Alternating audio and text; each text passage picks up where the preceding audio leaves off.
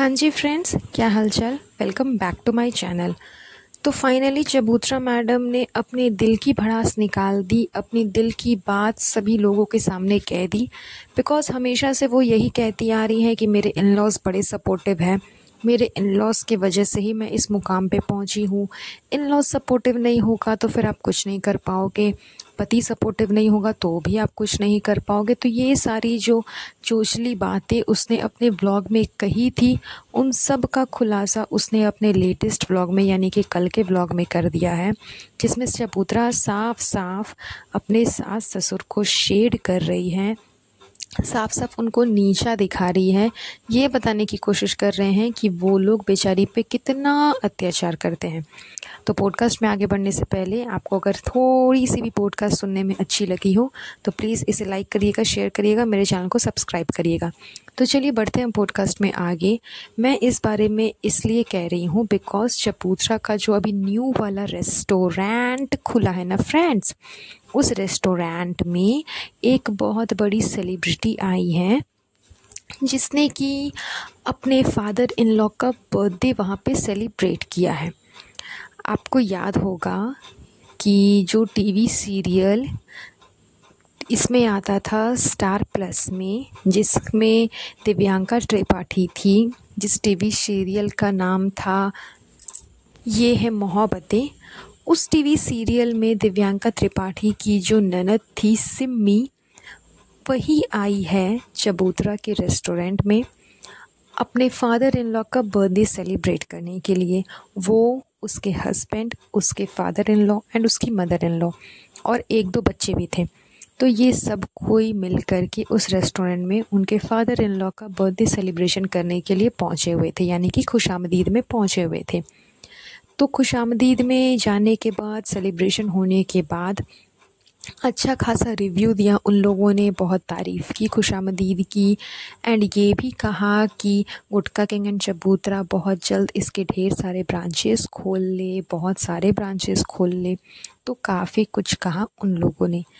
तो वहाँ से आने के बाद जब चबूतरा ने उनके बारे में बात किया, अपने व्लॉग में बताया कि आज उनके खुशामदीद में कौन कौन आया था, क्या क्या हुआ।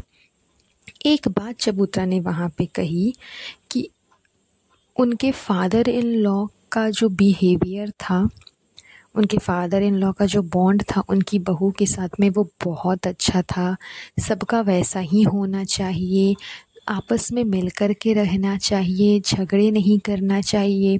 वो एक इंस्पिरेशन है सबके लिए, वो सबके लिए आइडियल है। वो जिस तरह से दिखा रहे थे कि वो कितना हेल्पफुल है, वो अपनी बहू को अपनी बेटी जैसा मानते हैं, वैसे ही हर फादर इन लॉ को होना चाहिए। मतलब इतनी ज़्यादा तारीफ़ वो कर रही थी उनके फादर इन लॉ की, उतनी ही ज़्यादा बुराई कर रही थी अपने फादर इन लॉ की।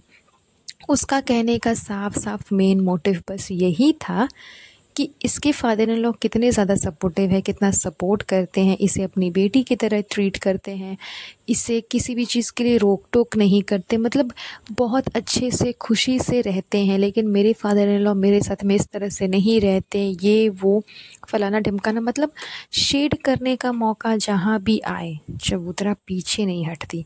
चाहे वो भाभी को शेड करना हो, या फिर फादर इन लॉ को शेड करना हो, या फिर मदर इन लॉ को शेड करना हो, या फिर गुटका किंग को ही शेड क्यों ना करना हो। बहुत जगह पे इसने गुटका किंग को भी शेड किया है कि उसका हस्बैंड देखो और तुम देखो। तो मतलब कहने का यही मेन मोटिव है कि इतने सपोर्टिव इन लॉज होने के बावजूद अगर ये लड़की इस तरह से अपने फॉलोअर्स के सामने अपने इन लॉज को शेड करती है, उनके बारे में बुरा भला बोलती है, तो फिर आप सोचो कि अगर इसके इन लॉज अगर सपोर्टिव नहीं होते, अगर नॉर्मल जैसे टॉक्सिक इन लॉज होते हैं, सास ससुर जिस तरह से टॉक्सिक बिहेवियर रखते हैं अपनी बहू के साथ में, अगर वैसा इसके साथ में होता तब ये क्या ही करती।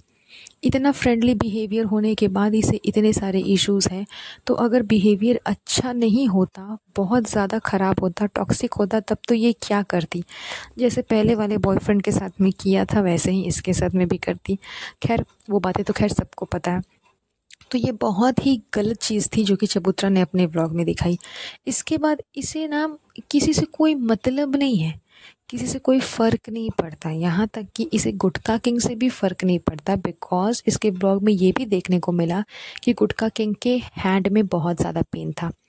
वो अपने हाथ से एक गिलास पानी भी लेकर के नहीं पी पा रहा था, इतना ज़्यादा उसे दिक्कत थी उसके हाथों में। अब रियली में या फिर सिर्फ ब्लॉग में दिखाने के लिए, ये तो खैर यही लोग जाने, लेकिन उसके बावजूद इस बंदी ने ज़बरदस्ती उसे अपने साथ जिम लेकर के गई, ताकि वो इसके साथ में जाकर के जिम करे, इसे लोनली फील ना हो। और लोनली फील तो खैर वो साइड पे आप रख दीजिए, इसका फ़ोटो शूट कौन करेगा? सबसे ज़्यादा तो इम्पॉर्टेंट ये था कि फ़ोटो शूट कौन करेगा जिम में, अगर गुटखा किंग नहीं जाएगा तो मतलब अपने फ़ोटो शूट के चक्कर में, अपने व्यूज़ के चक्कर में इसे फ़र्क नहीं पड़ता कि सामने वाला बंदा कितने तकलीफ़ में है। एंड ये कोई नई बात नहीं है, इससे पहले भी गुटखा किंग का बीपी बहुत ज़्यादा लो था, जो कि इसने अपने व्लॉग में दिखाया। एंड इतना लो बीपी होने के बावजूद ये उसे ज़बरदस्ती अपने साथ वहाँ पर लेकर के गई थी जिम में, कि मेरे साथ में तुम चलो, मेरे साथ में तुम चलो, तुम भी चलो, तुम भी चलो। एंड गुटखा किंग गया भी। आप सोचो कि इंसान जिम क्यों जाता है? अपने आप को फिट रखने के लिए, अपनी बॉडी को मेंटेन करने के लिए। लेकिन इसका ये मतलब नहीं है कि अगर आप वीक हो, आप स्टेबल नहीं हो, आप जिम में जा कर के एक्सरसाइज करने के लायक नहीं हो, फिर भी आप ज़बरदस्ती जिम जाओ। अगर आप ऐसा करते हो तो आपका फ़ायदा कुछ नहीं होने वाला, सिर्फ नुकसान ही नुकसान होगा। लेकिन इस बंदे को कुछ भी नहीं पड़ी है कि अगर उसकी तबीयत ख़राब हो जाती है, अगर कुछ अप एंड डाउन हो जाता है, तो फिर खुशामदीद में जा कर के सारे अरेंजमेंट्स कौन करेगा, वहाँ सब कुछ मेंटेन कौन करेगा? क्योंकि ये अगर जा कर के मेंटेन करेगी तो सिर्फ भीड़ लगेगी लोगों की, इससे मिलने के लिए, इसके साथ फ़ोटो शूट करवाने के लिए, पिक्चर्स क्लिक करवाने के लिए, इन सब चीज़ों की भीड़ लगेगी। ये मेंटेन कुछ भी नहीं कर पाएगी। बहुत कुछ मेंटेन करना होता है बिज़नेस में। ये बिज़नेस का बी भी नहीं जानती। अगर गुटखा किंग नहीं होता तो इसका खुशामदीद इतना चलता नहीं।